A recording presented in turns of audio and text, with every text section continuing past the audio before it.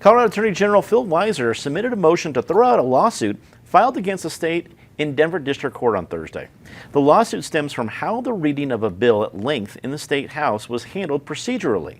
Weiser argues that the way it was handled did not harm House Republicans and that the lawsuit was filed after the House could do anything to remedy the issue.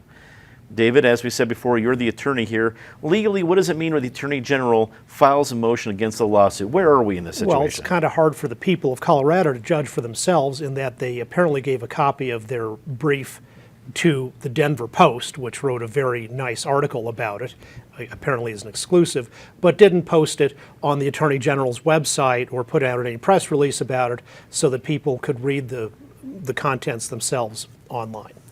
Our Colorado Constitution of 1876 was based on people of both parties coming together and with high distrust of the legislature and knowing that whatever party was in power, there would be a lot of cheating. And so there's a lot of anti-cheating, pro-good government, slow down the legislative process rules in our Constitution, which are absolute. One of them is that a bill has to be read at length on the floor of the House at least twice, unless there is unanimous consent to dispense with the reading. When the so-called red flag bill was being passed, there was a request for reading instead of actually having it read. It's not that long a bill. It wouldn't have taken days. It wasn't like the statewide long bill, which does the appropriations.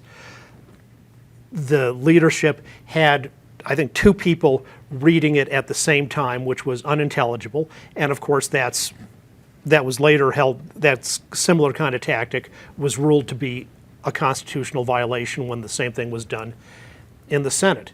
The Attorney General, to his credit, like his predecessors, defends everything the Colorado state government does, no matter how implausible the legal arguments. They say, oh, well, you don't have standing because you weren't harmed. Well, of course you were harmed. As a legislator, you have a right to hear the bill read at length. And that's true even if you've memorized the bill and you could do the reading yourself.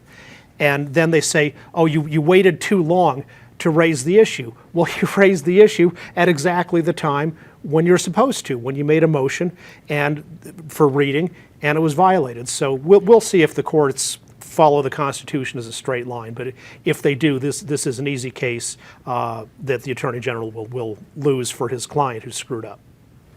Natasha, what do you think about the fact that we're seeing more lawsuits? It seems that the way that the Republicans in the minority in the legislature right now, you're seeing more lawsuits trying to gum up the works than as a strategy. Am I reading that right?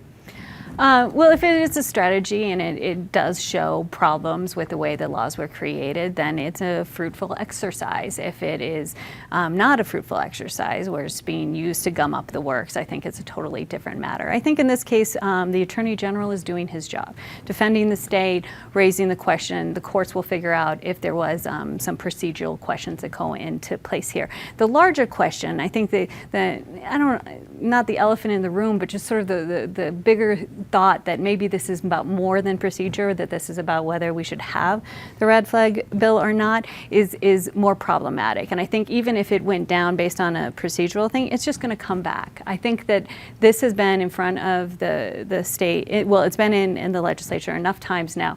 It is going to pass again, and they'll do it correctly next time. So then it becomes a question of, well, are we wasting time, or is this really something that Coloradans don't want? I'm not sure that the opponents of it want to know the answer to that. Patty, what do you think? Is Phil Weiser doing the right thing by this motion as the Attorney General of Colorado? Well, not by not sharing it. And let's remember, in 1876, when Colorado became a state, we weren't thinking about copiers, much less thinking about the internet.